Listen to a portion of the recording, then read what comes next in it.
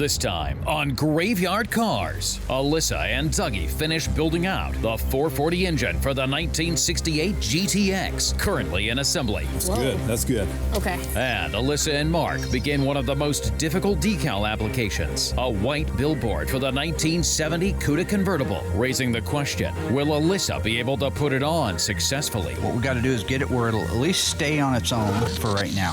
The unburied dead. The unburied dead are coming back to life. Are coming back to life.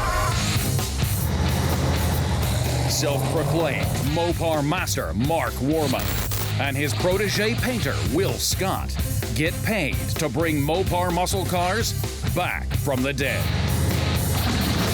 They work with Mark's daughter Allysa and his cousin Dougie. They're willing to travel anywhere to retrieve a customer's car, detailing how it lived its life and how it died. After that, they bring it back to make it look just like it did the day it was born.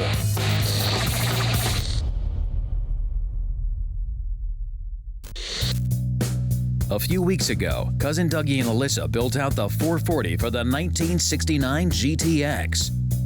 Now they're finishing the assembly to get it ready for its first fire-up.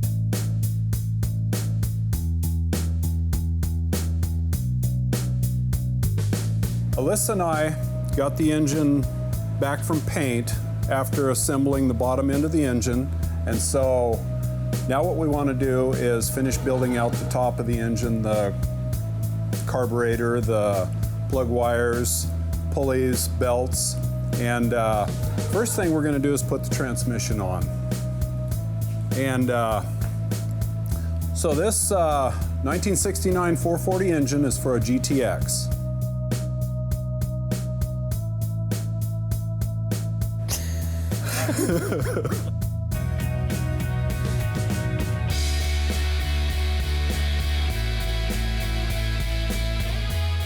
We have a dowel pin right here. Yep, and that's gonna go in this reservoir? Correct.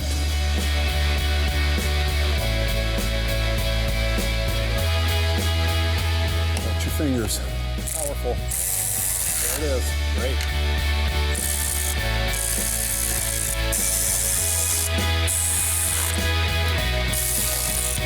Good. That's good. Okay.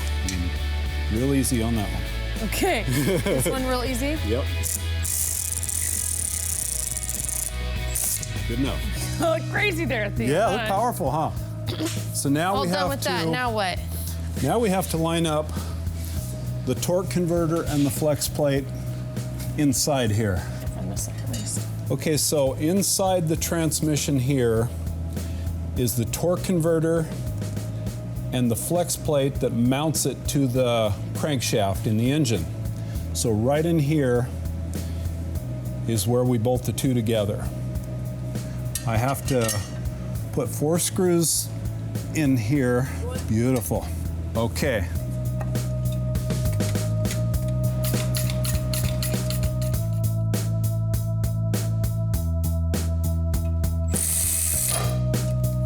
Nice. Okay, that feels good. So that's about it for our transmission installation. Awesome. Yeah. Can we take it off this thing? Uh-huh.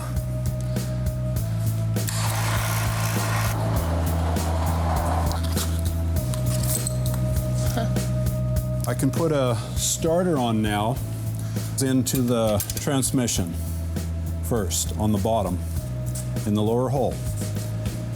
You want to grab me a starter? Yeah. On the left there? Ooh. Very nice. Yeah. Okay. And then the screw goes in the top to hold the starter in place. All right. There we go. Are we getting close to being done? I feel like we were like moving so quick. It's been so easy so far. We're doing pretty good. Okay. We're getting ready to get started. It looks like it's almost together. What do you mean? No pun intended, right? Okay, so now we can build out the top of the engine. Okay, how hard can and the that front. be? It's gonna be easy. Okay. Right? Good, yeah, I like that. Okay. Okay, So we have our pulleys.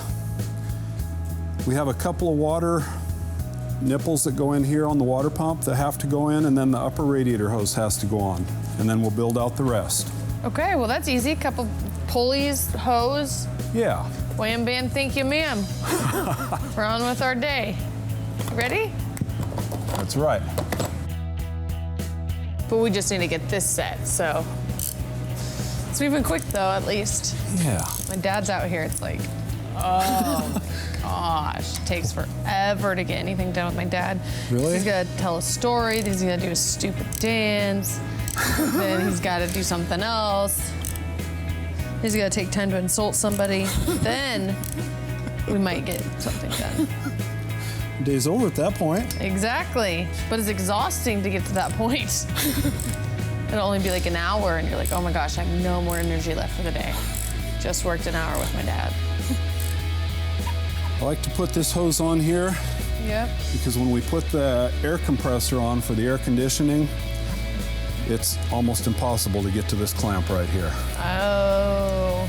Okay, we started with the transmission, put on the starter, and we've put the fuel vapor separator on, some of the fittings on the front of the water pump, and the choke stove for the choke on the carburetor. So now we're going to put on the carburetor, and then we'll do the distributor and the plug wires. Sounds good. Yeah.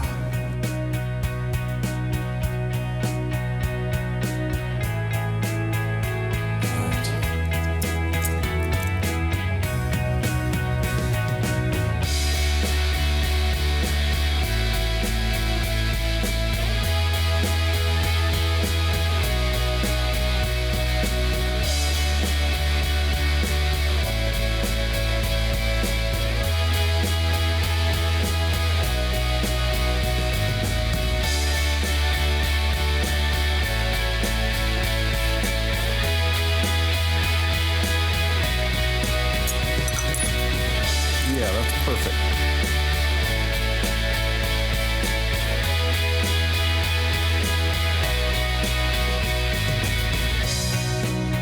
Okay. I'm scared to Okay. ask, but What? You want to take a break? how's it going? We're doing good. Doing we're doing good? Yeah, we're doing great. Are we done? Oh, we did a lot today. We've got this engine just about finished. We got a few more details to go, but Surprised to hear you say that, because usually when I'm asking you how close we are to being finished, you tell me, we're getting there. we're getting there. We're getting there. So actually, I think we're the dream team. This went so smooth. It was a lot of fun. There was no craziness. And we got a ton done. Like, my dad's gonna be super impressed about the amount of work we've gotten done. in He'll such a give us twice this tomorrow, right? Oh gosh, we shouldn't have done this. And we should have continued playing stupid, like we can only get so much done in a day. But no, it went great and it was awesome, and I'm looking forward to working with you again. Thank you, Allysa. Same here. All right. Very good.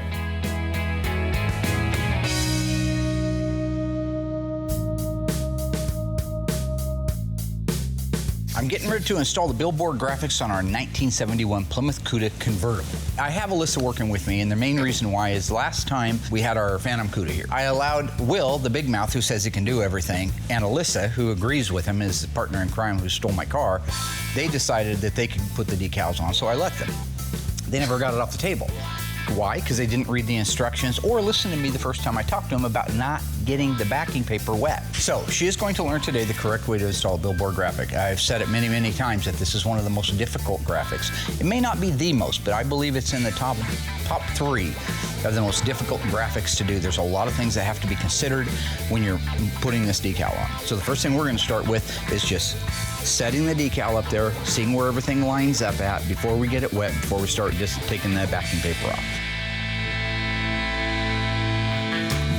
So the first thing we're going to do is set our graphic up on there. Now, you never want to put a graphic on paint with the backing paper without making sure that this is clean and the backing paper is clean. Otherwise, you put a little scratch in there or a dirt nib falls off on there, and then you have one of your graphics. So Okay.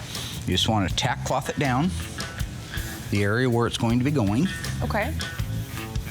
Okay, we're gonna set it up there and get an idea about what we like the looks of. Okay, so what are you looking at right now? Top? See how much reveal we have right here? Mm-hmm. And see how you have hardly any reveal over there between the wheel opening? Yeah. So if you move it forward, you see now we're starting to get that nice reveal where it's real even along there. It might need to go up just a hair. Yeah. Oh. That's okay, it's slick. And then you got the nice reveal around there. And now then, again, we're just dry fitting everything, just making sure. At the back here, you never want to be over the edge. The manufacturer was never over the edge. You can be as close as you want to it back here, but you can't be over the edge. Okay. So we know that it's going to fit. We know that we have a plan of attack. Go ahead. Do you look at the body lines right here? I mean, is there a certain amount of space before, or you just mostly pay attention to the body line? The reveal up here is going to tell you. Okay. This is not shaped exactly like the quarter. People want to think it is. It's not. All right? Okay. So once we get the backing paper off and it's wet and we can move it around, we're going to have to check it against this style line right here. Check it on the length of the door. Check it back here at the rear body panel opening. There's a lot of stuff that have to be intersected, but you can't really do it with all the backing paper on right now. You can't see it. And even if you did, you'd lose your mark. Okay. Okay. All right, so now we're able to take this off and we can go ahead and I'm gonna get the panel wet.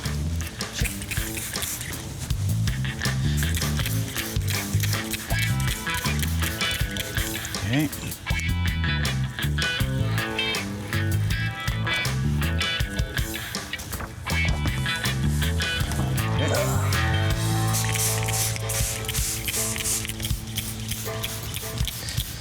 All right, lay that thing up there like that. What we got to do is get it where it'll at least stay on its own for right now. We've got a nice starting point just to kind of squeeze you with our hand. Make sure that it wants to stay where it wants to stay. Right there is about my front to back. So I need to go up, bring yours down right there. Now let's look at our reveal here. We got to keep it too. We need to come back just a little bit, right to there. And we're gonna set the center of this thing, right there. That's one nice pass, just like that. And then down. Okay. So the middle of the field is now squeegeed out.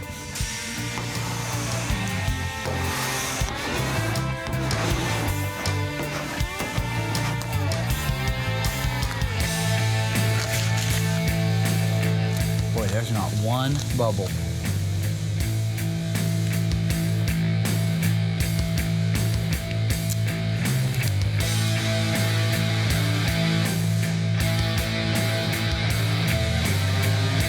While Mark and Allysa finish up the driver's side billboard, Cousin Dougie heads outside to pressure wash the rear end assembly for the 1969 GTX. The same car whose 440 engine was just built out by he and Allysa.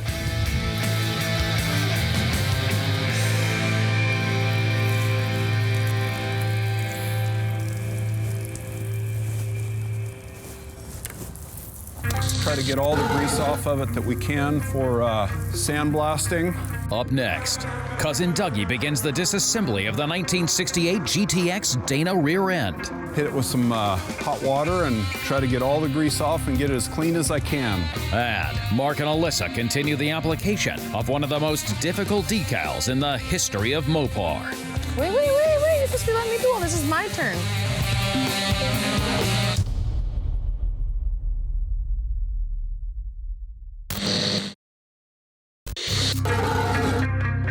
In the graveyard, awaiting its restoration, is a car that once you turn it on, is like lighting a fuse. This beautiful single-owner 1968 GTX with a 4-speed and the standard option 440 Super Commando is only one of 9,771 ever built. The 1968 GTX also came standard with bright dual exhaust, heavy-duty suspension, oversized brakes, a 150 mile per hour speedometer, dual air scoops, doors, and redline tires. This is also one of the most documented corpses in graveyard cars history. We have the original window sticker, the delivery acknowledgement, the sales tag, the broadcast sheet, and original pictures of the car, making this 1968 GTX our corpse of the week.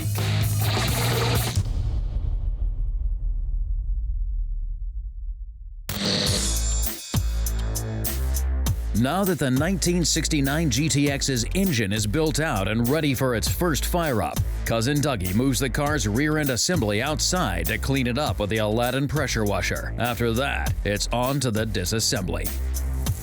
Right now I'm pre-spraying this differential housing for pressure washing. Try to get all the grease off of it that we can for sandblasting.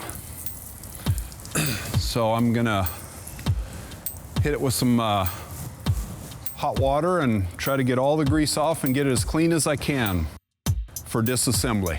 This rear end will be for a GTX, 69 GTX for West, yeah, 69 GTX, yeah, be a pretty car. So I'm gonna give it one good hot water wash.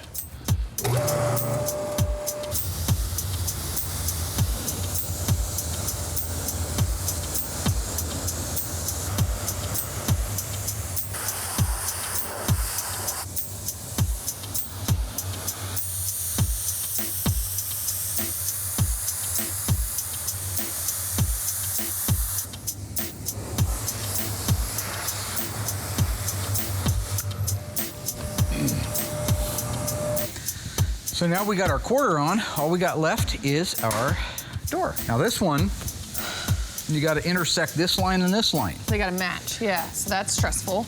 Wait, you're supposed to be letting me do all this. Is my turn. It's my time to shine. I was just wiping it down. Okay, all righty. My hands are a little sticky from that cloth, is that okay? Yes, that's honey. They put honey on these.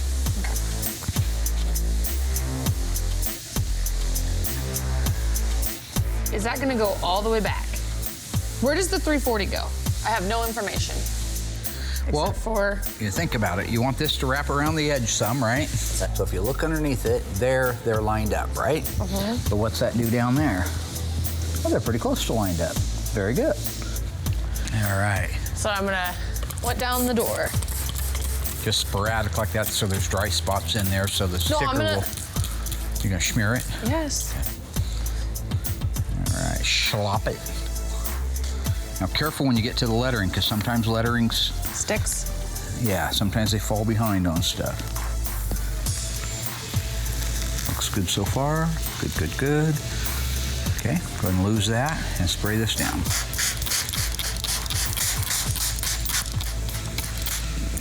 Is that good? Okay, this thing has a lot of road tar all over it. Can you see it? So, and I found some nice markings. Yeah, so after we get it all clean, probably one more washing, then we'll start disassembly on it. So yeah, I want to show Mark the markings on this before I finish it up. Okay, so there's a good start on that for Mr. West, 69 GTX. Okay. Right. And this side? Flism flasm, said the flazoo, E-I-E-I-O.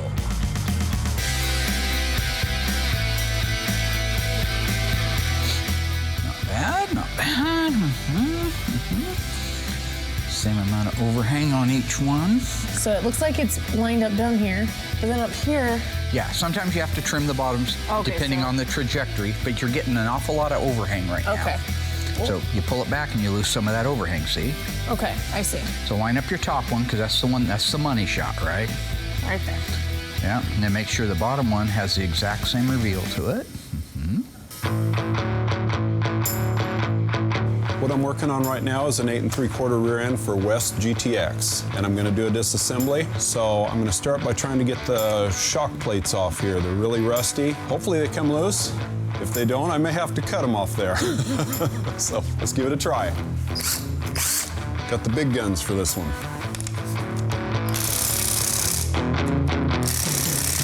No luck. I was afraid of that. Okay, we may have to cut those off. We'll try this side real quick. No luck. Really rusty.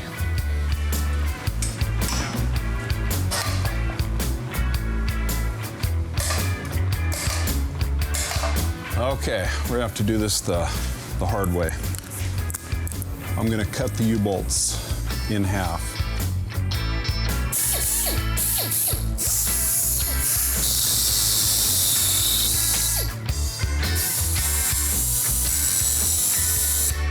Now when I cut through that, it's gonna pop loose. It's under a lot of pressure. So this thing could fall. Nice. Okay, that wasn't too bad at all. All right.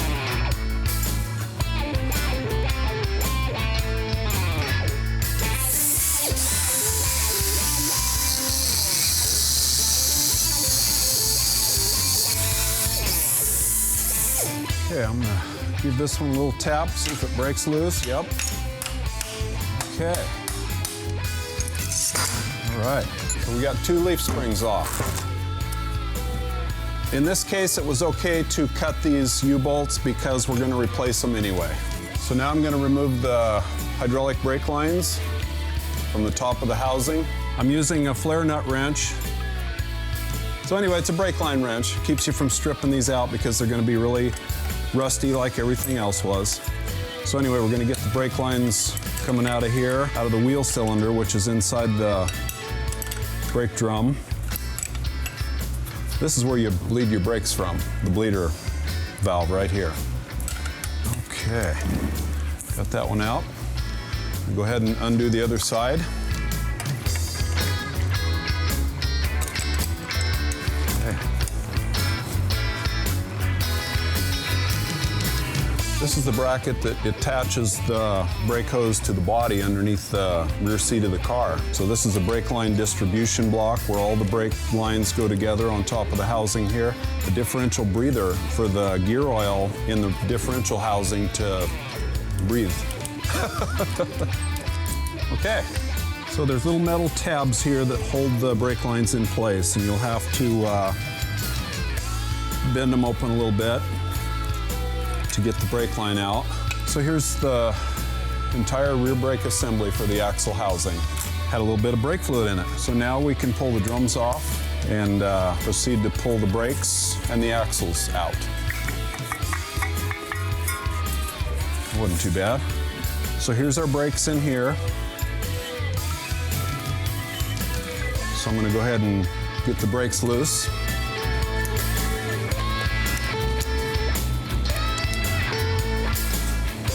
Little springs. Got a spring tool here that makes removing the upper springs a lot easier. Put it in there, hook it under the spring, twist it in a half circle, pulls the springs off.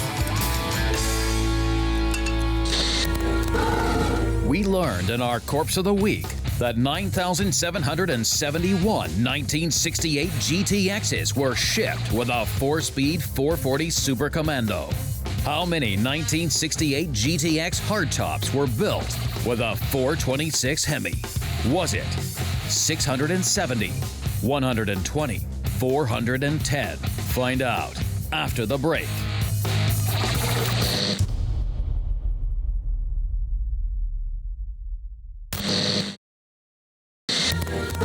Our Corpse of the Week, we learned that Plymouth shipped 9,671 1968 GTX 4-speed Super Commandos. Then we asked you how many 1968 GTX hardtops were shipped with a 426 Hemi. Think you know? If you said 410, you were right. And they also win for the Hemi 1968 GTX convertible, with only 4 ever sold.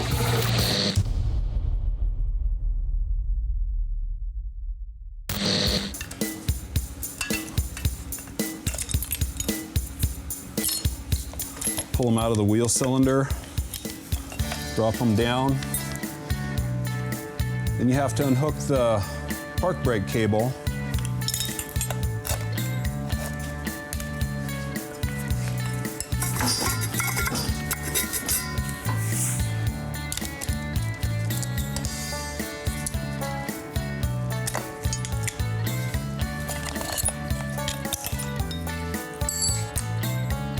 Okay. So now to get the axles out, there is one hole in the axle that's bigger than the other two. And that's where you run your socket through to take the 5 nuts off that hold the axle in place. You'll have to rotate the axle to every one of the 5 nuts to take them off through the one large hole. Now this one here on the passenger side has a lock tab on it to hold the adjusting ring, which adjusts the bearings tight.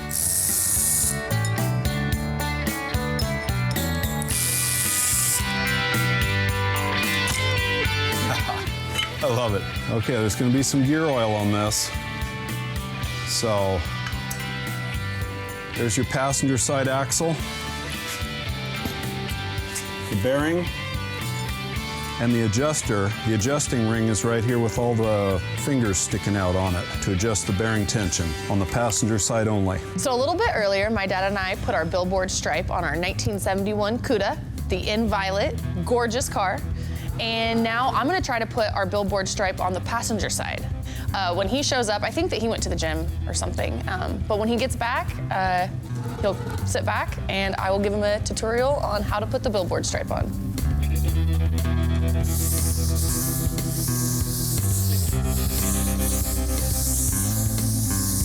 All right, so that looks pretty good. First, I'm gonna go around to the other side of the car and just look, actually, I'm gonna put this down. I'm gonna look at the reveal around the molding, around the wheel opening molding. Okay, so right now I'm just looking at the driver's side quarter panel and looking at where the reveal is all the way around the wheel opening moldings, how far it is from the back. Just kind of reminding myself before I dry fit the passenger side.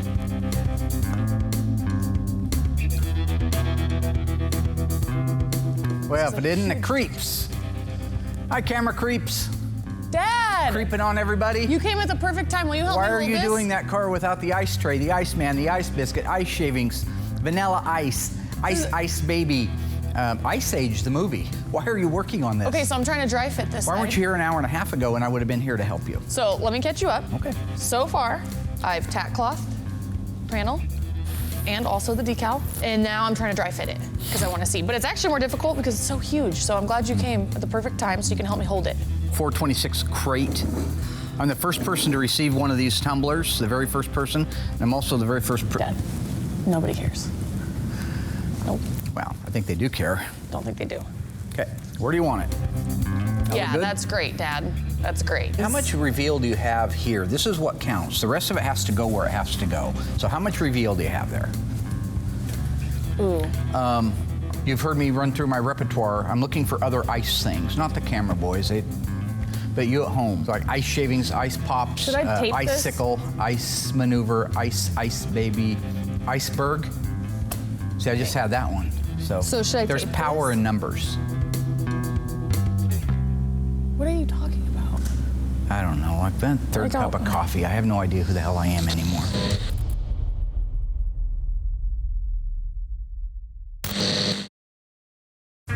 Okay. Coming up, Dougie completes the disassembly and restoration of the 1968 GTX Dana rear end. Oh, nice. Here's your driver's side axle, wheel bearing, retainer plate. And Allysa proves once and for all that the apple fell a little closer to the tree than Mark initially thought. Look at that! That's what you call the flizzin' flazzin' flizzin'. I did that. It's amazing.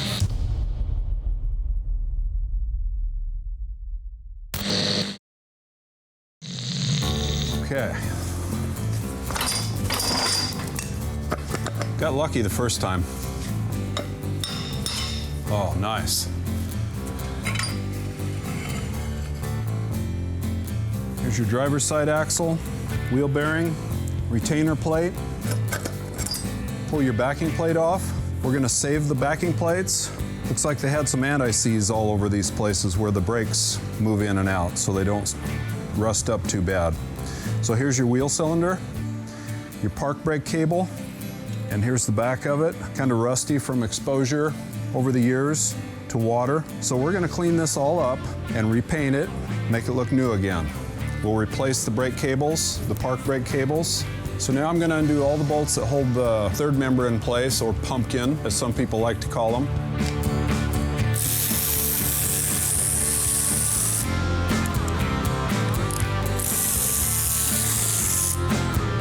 It's pretty nice working in the shop like this. We have an overhead hoist, and I'm going to put a little bit of pressure on it to try to lift it up out of there.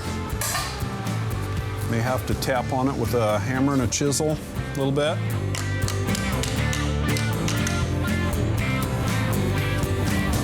Maybe I won't need the chisel.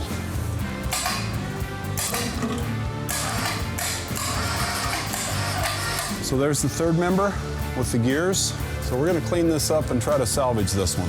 We're going to take our axle housing here and we're going to clean it all up to restore it to new condition. So I'm going to let this just hang in here and drain out for a while. So I got a lot of work to do to clean this up and get it ready to put back together. So you're looking good there, but you're looking bad here, right? You got too much reveal, so now we got to go up and match that one. Now how are we looking down there? Now we slid back a little, didn't we? So we're going to want to slide forward a little bit like that. Okay. Looking better? Okay. Okay. Well, if you're looking for me, I'll be on my stool having some coffee. Who took my coffee?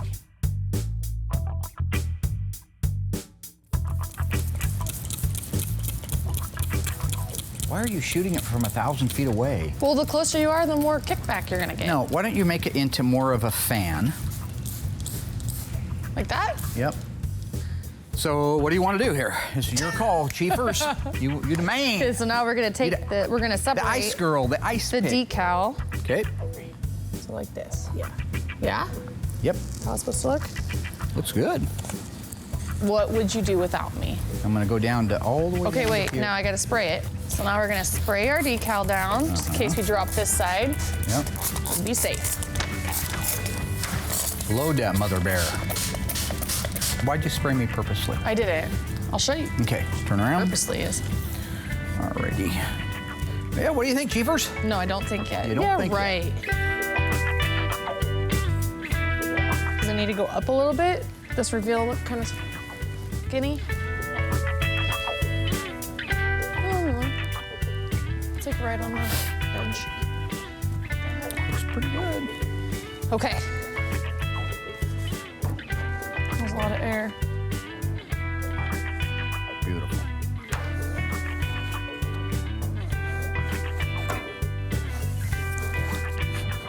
Learning. Fruit of my loin. We learned that the 1968 GTX came standard with a plethora of rich features. Also, we learned that Plymouth made 9,771 4-speeds with a standard 440 Super Commando and 410 with a 426 Hemi. True or false? It would have cost you $800 to option the 426 Hemi in 1968. Think you know? Find out after the break.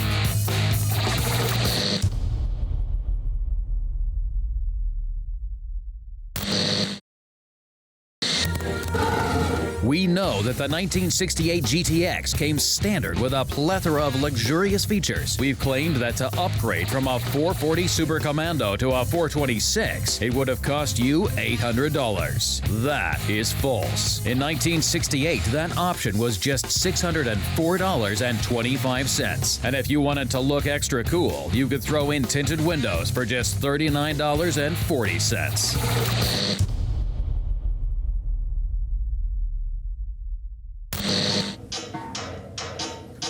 Walk the light across it and look for any bubbles. Usually you'll get them on the edges where it didn't get patted down all the way, or squeeze you down all the way.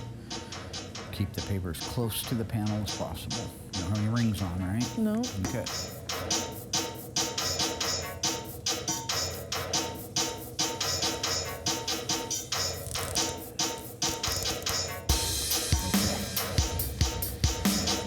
I'm really impressed. Hey, it looks good. It does. That's crazy.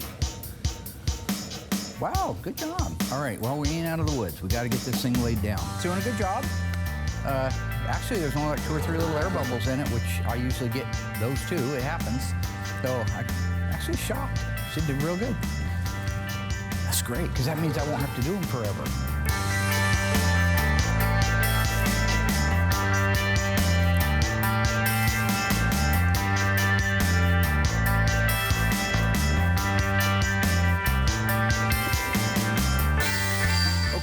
So I have the rear end taken apart for the 69 GTX, and I have some parts ready for sandblasting, and I'm going to go ahead and throw them in the Clean-Coat blasting machine and clean them up and get them ready for restoration.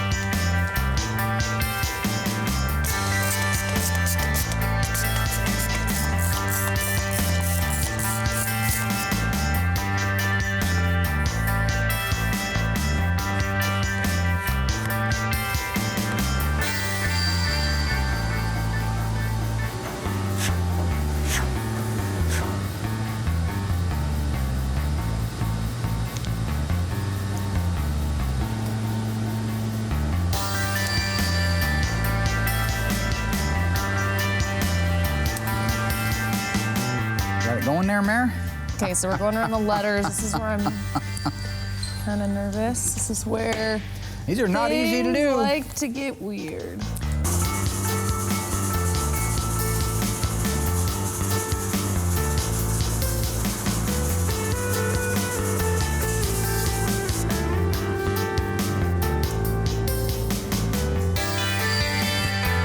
Okay, so I finished sandblasting the parts, and I'm going to pull them out of the Clean-Coat cabinet here and see how good they look. They're ready for paint.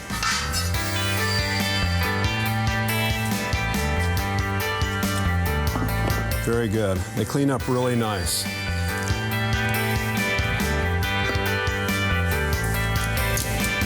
Okay, so I'll wheel them back in the shop and get them ready for paint.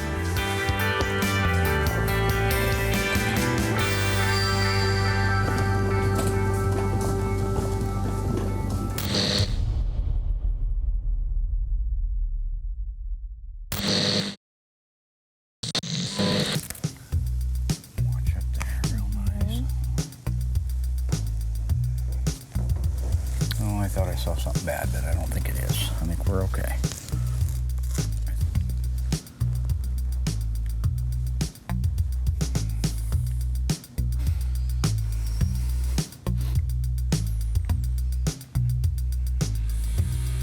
Not bad. Got it off the table this time. So. Yeah, it's a miracle. Hey, I think I did a little better without Will's help. Look at that. Ha, ha, ha. That's what you call the fliz and flaz and flazoo. I did that. It's amazing. I feel good about it. Ow, jeez.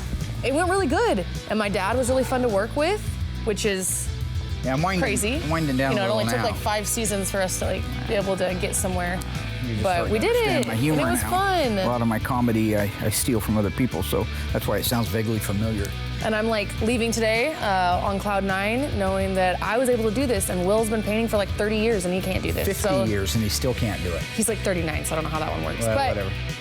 Dog it's great. It years. feels good. Like I had a good day. I accomplished You feel something. good? I didn't Feel- mess up, That's and you awesome. know, I'm gonna come back tomorrow, the man. What? So Well, I don't know what that is. But I don't care. It's all okay in this world. that has been fun. I love you. Okay, I love you too. This is weird for you. There you go. That's okay. The old man.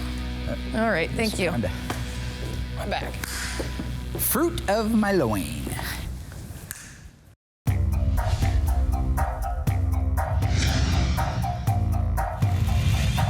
The 1968 GTX 440 engine is on the engine run stand, ready to be fired up for the first time. We are in park on the transmission, that's true, right? Okay, so all we need is that coil light on, I believe at this point. And I have total faith in you and my daughter, fruit of my loin, that you put this engine together correctly and it shall start. Okay, Shalom Aleichem, pass me a loaf of bread.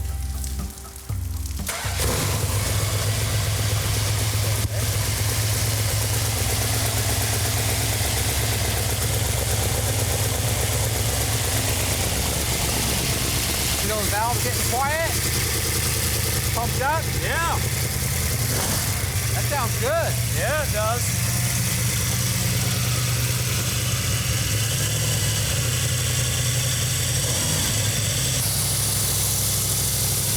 Always take my own video.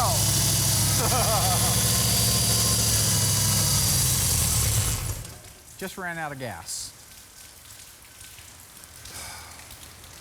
Why'd you let it run out of gas, Dougie? I don't know. You know, I never understood why you only put 1 ounce in there. Should we add some? Yeah, we could add some gas to it. Yeah. Just saying, the head injury is nothing to take lightly. If you think you have a bad head injury, you shouldn't lay down and take a nap. Okay, Rooster, are we full? Or at least have, would you put 2 more ounces in there? 2 more ounces. I think we ought to try it with 2 more ounces. Still Ready? warm from the last time it ran. Sure, I'm ready. Heck yes, I'm ready. We have lights. We got lights, that's a good thing. We have coil. Why don't you push that little black button? This one here. Yeah. No, the other little This one black right button. here. Now push the button. Okay. It's okay. It's got to get some gas up in there. Probably take a second since it ran out, since you only put 1 ounce in it to begin with.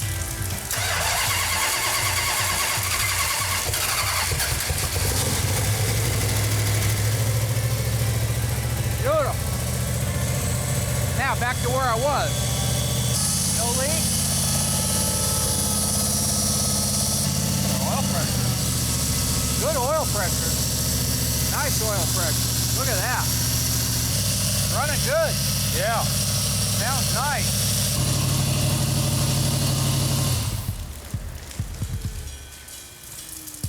Runs good, huh? Got a Yes. little bit of a water leak. Everything on the test worked great. Engine runs good. We shut it down because we have a little bit of a water leak. Right here, this rear stud that holds the exhaust manifold on, it goes into a water jacket. And we seal them, but you know, things can happen. And so we're gonna have to take that stud back out and reseal it and put it back in again. But other than that, this thing is gold. We can go ahead and load it into the car, get it all married back together again, and start bolting that car together. That sounded really good. Sure did. Yeah. Rock and roll, huh? Dougie said that he used to drive around in a 70 Dodge Charger, and Doug says that when they drove that around, he could do wheelies with it. Well, I said, well, I don't think he could. In second gear. I don't think it could at all, though. That is the problem. In other words, the front end came up a little bit when he stepped on it. But in his mind, he was doing a wheelie. Uh-huh. And on that note, Sometimes you feel like a nut. most of the time. Sometimes you don't. All right, that's a wrap. Thank you, Mark. You're welcome, Dougie.